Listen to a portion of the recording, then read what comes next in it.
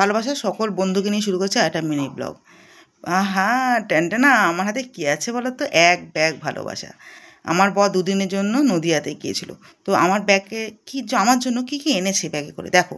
প্রথমেই দেখাচ্ছি মিষ্টি, যেটা ভেঙে আমি আজ মেয়ে খেয়ে নিয়েছি।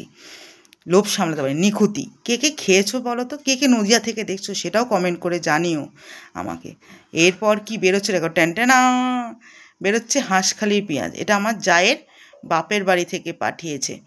সেটাও নিয়ে এসছে আমার বর অল্প করে, কেন ট্রেনে করে এসছে, বেশি তো কিছু আনা যাবে না।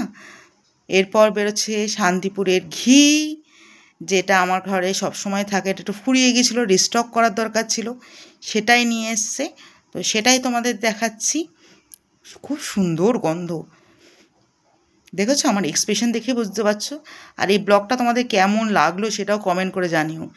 এর একটা আলাদা ভালো লাগা, কত মাস হয়ে গেল যায়নি।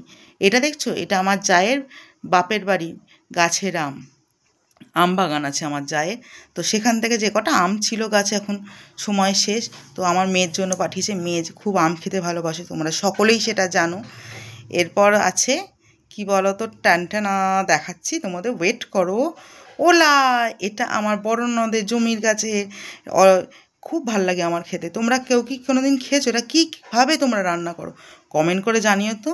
অবশ্যই আমি কি করে রান্না করি তোমাদের নিশ্চয়ই দেখাবো।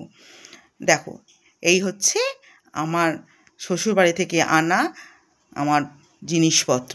কেমন লাগলো কমেন্ট করে জানিও। Thank you.